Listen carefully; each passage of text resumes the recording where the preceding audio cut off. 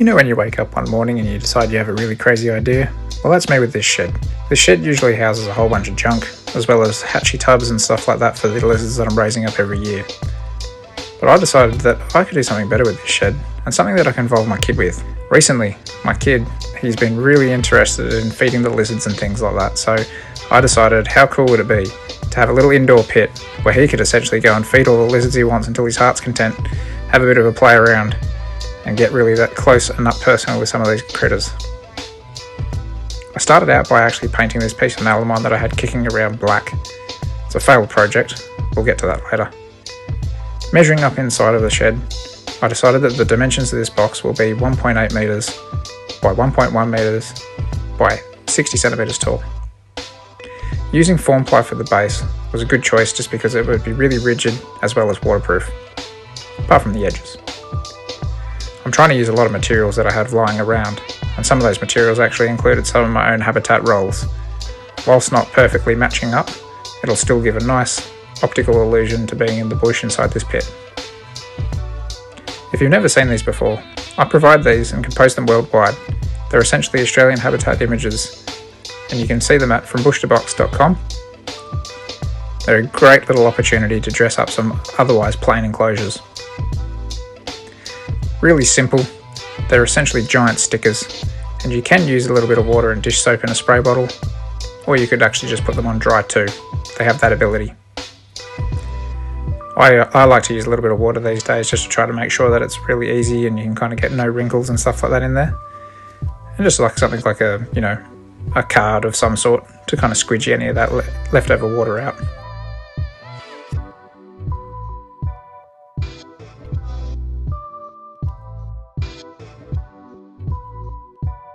My son has absolutely no idea what I'm doing at the moment, and I think it's going to be pretty exciting when he gets to open up this shed and see a few lizards in there to go and feed them and play with them.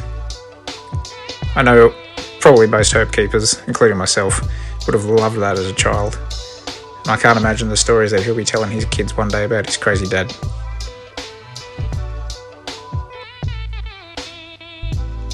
So it's a simple process, a little bit time tedious. So it's a simple process, just take your time, trim up all the edges, make sure you got all the water out, and this image will be there for a long time to come. That's our back wall. Now we're going to work on the side panels. The back wall habitat is actually from South Australia, while the side wall habitats are actually from the Pilliga in New South Wales. So as I said, whilst not matching perfectly, it'll still make for a cool little habitat.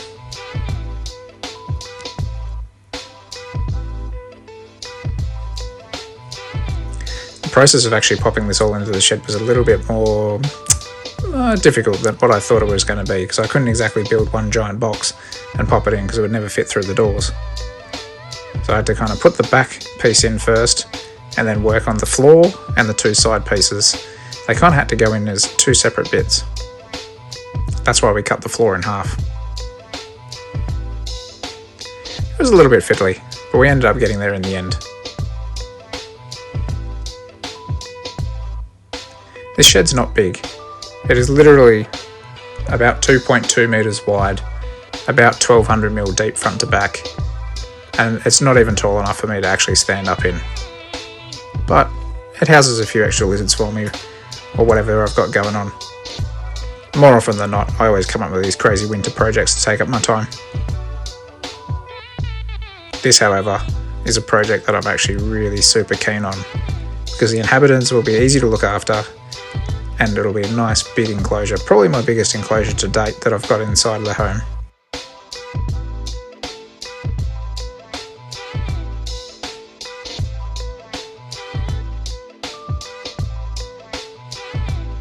Alright, time for the second half.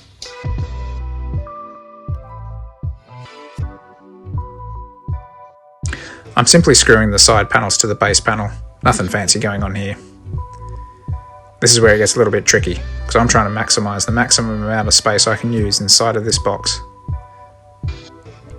As you can see, I've got a very simple rack that goes up above this. It's been here for some time, made out of timber and Besser blocks that are holding up a bunch of exoteras and tubs and things that have got extra lizards that I've bred this year. This is going to remain here, because not only does it give me somewhere to actually store extra lizards and things that I breed, but it's also somewhere that I can use to mount all the lights for the bottom pit off.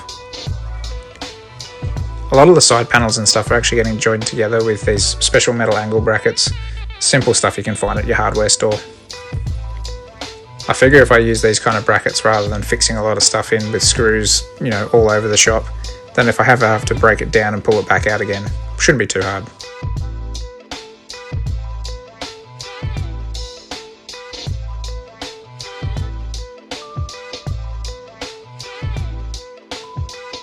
I take my time and make sure to fasten a fair few of these angle brackets to the floor and the corners, just to make sure it's all pretty rigid.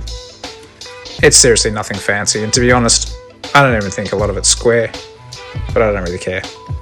This is all for a bit of fun, and it's a bit of a cheap fun too. This thing didn't cost me much to build. A lot of the materials I had lying around, including this bit of liquid nails, and I couldn't find my caulking gun, so it turns out a piece of off-cut form ply was enough to kind of squidgy some of this stuff out. There's a slight bow to the floor, and that's why I've put this down in the centre areas there, just to stop any sand leaking out.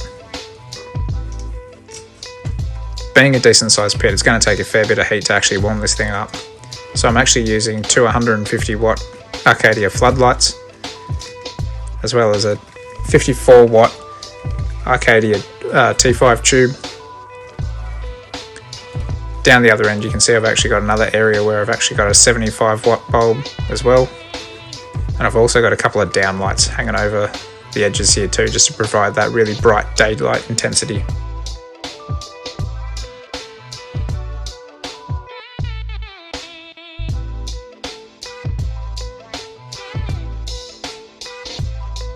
Most of these things are actually held up with zip ties, or in the case of this actual T5, I'm just going to wrap it in some wire and hang it from that.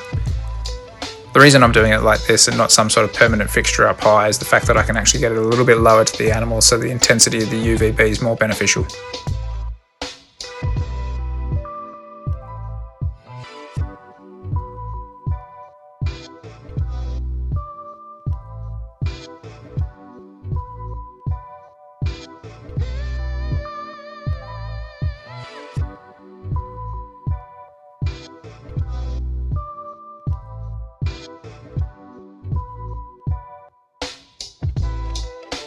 While not aesthetically pleasing, it's definitely functional. It's serving its purpose, and that's the main thing that I wanted to do for the time being. I can always come back to it later if I feel like I need to pretty it up.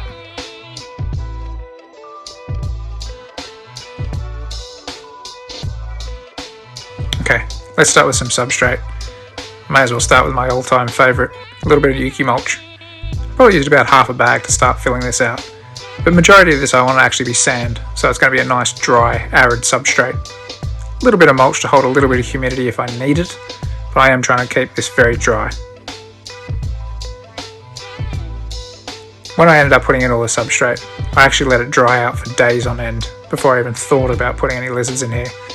As most of you will know, most of the time you get mulch or sand, it comes in packed wet, so it's not really nice to actually pour out, put straight into a reptile enclosure and increase that humidity drastically. Even though this little shed's closed up quite tight, it's got a couple of USB fans on vents. They actually end up drawing and sucking a bit of fresh air into this shed 24/7.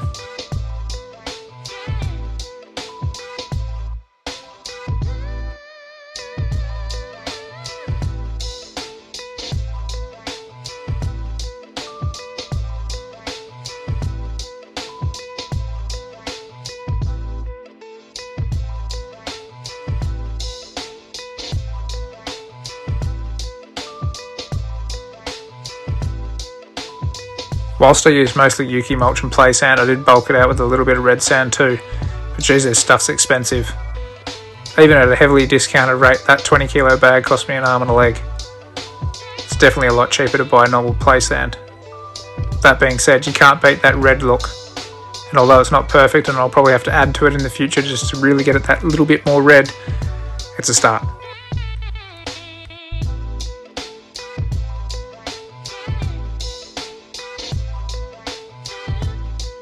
I honestly think one of the most fun times you can have in an enclosure is adding in all the decor, all the things you can imagine your lizards climbing around on and utilising, things like hollow branches, hollow logs, rocks, fake rocks, whatever it may be. Here I've actually added in some big lumpy bits of timber. This awesome log I found on a bushwalk with the family not long ago. I was thinking about putting it in a Gillen's tank, but this will probably suit this a little bit better. I've also got a fake rock in here that I made a while ago. It's nothing pretty, but it's going to hold a bit of temperature. A few twigs, a few extra little hollows. I got stacks of these hollows. My parents' farm, quite often they get firewood and stuff chopped up and they save me a lot of these hollows. A couple of extra dry branches that I found on a recent family trip. They really just kind of set things off a little bit. No doubt I'll probably add a little bit to this in the future as I go. I'll chop and change it, but we'll see how it happens. Okay, so hopefully you guys can hear me okay, because it's just started to rain outside a little bit. Luckily enough, it's really nice and toasty inside of here for these new residents that I just happened to get today. Now, originally when I started doing this indoor sort of reptile arid pit thing, I don't know even what you want to call it really, but originally when I started doing it, I actually had the thought in mind where I really wanted to potentially put Sonic, my bearded dragon, and my Shingleback out in here. The reason for those is a bit more space. Also the fact that Sonic's getting on in age a little bit. I thought maybe, a bit more appropriate having some lower lying bits and pieces in here for him, and less chance of him falling off his log. Anyway, I had the opportunity kind of handed towards me from a friend, where essentially she had a bunch of rescue lizards that she'd rescued herself off other keepers and also through wires and stuff like that needed some new homes, and I couldn't say no, especially because there's a Shingleback involved, and I've really wanted a friend for Acorn. Hopefully they get along, for a long time now. Anyway, having gotten this kind of ready, I essentially am going to just pop these new lizards into this pit now, and then hopefully in time, once I kind of make sure everyone's settled in and stuff like that and everything's okay, I will add in Acorn into this mix, and potentially I'll do a little bit of lizard Tetris. Okay, so a little bit of storage over there at the moment, don't mind that. I'm going to fix that up in due course, but yeah, time's a rare commodity. Get down here, you can see I'm actually sitting on a little seat. I've kind of jerry-rigged a little seat for myself on the side of this thing here, and down here we have a container full of lizards. Now these lizards actually came with their own names from the previous owner / carer, and down here we have a few little lizards. As you can see here, we obviously have a Shingleback. This is probably the biggest reason that I said yes, but they kind of came as a bit of a trio package, so I couldn't really say no, and I wanted to help the ex-owner of these animals out, get her out of a bit of a pickle. So this here is a Shingleback known as Merlin. So Merlin was previously owned by a lady who I don't know was giving him the best care prior to the lovely lady that I got her off. Not 100% sure, judging off it. Now, I did just trim up his nails a little bit because they were getting a little bit too long, and his toes were starting to get a little bit curly and stuff like that, so I've just given them a little bit of a preliminary trim. But I'm hoping that by having this nice rough rock here, Merlin here can go and rough up those nails and start filing those right down naturally, just by constantly crawling over this little man-made rock that I've got here. Now, I'm going to try to not stress these guys out too much today, but if you can already guess, there's another couple of skinks down in here. And down here we have Stubbs, an eastern blue tongue lizard, or skink, obviously named Stubbs for the fact that he doesn't have a full tail, or she doesn't have a full tail. I'm going to assume she, but either way, Stubbs is a nice big thick lizard. Again, a few long toenails, but nothing too crazy on it. Stubbs may eventually actually live outside with the Cunninghams, that's probably my plan. But for now, happy enough to have Stubbs in here with these other two lizards. And then down in here is actually a new species for me. I have a Gidgee skink. This is Gomez. New species for me here. Really cool little lizard. Very, very cool. Seems to be a few things happening again. You know, I'll reiterate the fact that these guys are rescue lizards, but cool little skink, and I'm sure Gomez here will probably be pretty happy in amongst all these logs and bits and pieces, and probably a lot happier to be out of the little box that I've actually had them in for the last little while.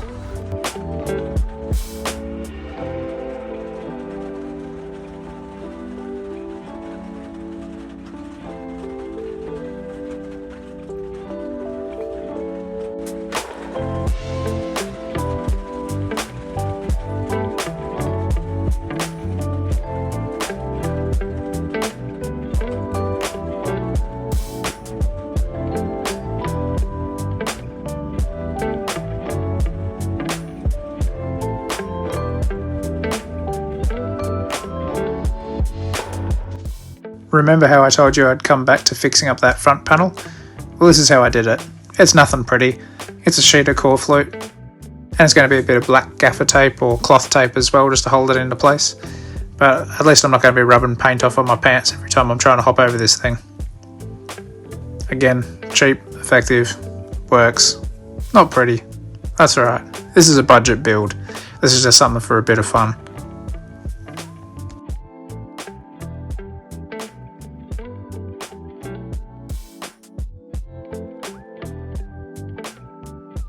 Time to show Master Finnan. Isn't it, Dada? Have a look, Papa. Open up. Open the door. Can you open it up?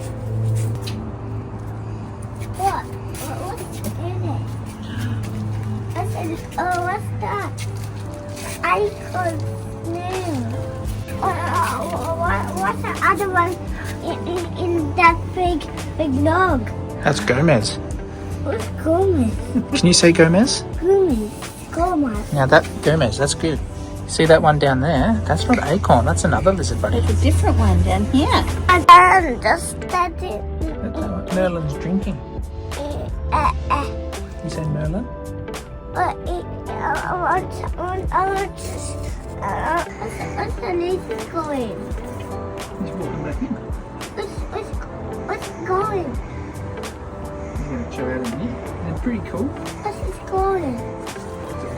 What's it going? Is it going? We might go back to the rock. What do you think? Do you like it in there? Is it pretty cool? I'm just going. Hang on. Can you see the lizard in there? What's that lizard? That's Gomez. What's Gomez doing? Is he in the log?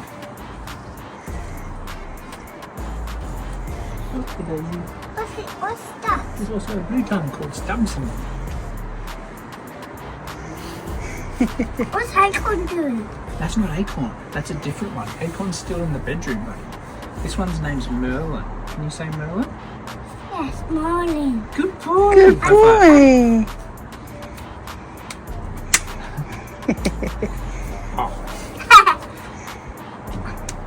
Are you in the town? What's time? You're in a lizard pit. Guys, if you liked the video, make sure you chuck me a favour by subscribing to the channel, liking the video itself, sharing it around with your friends, and if you can, click on one of the other things on here. See if you can check out some other videos. I got loads of videos out there, there's a couple hundred, plenty of stuff to look at. So until next time, take it easy, and I'll catch you then.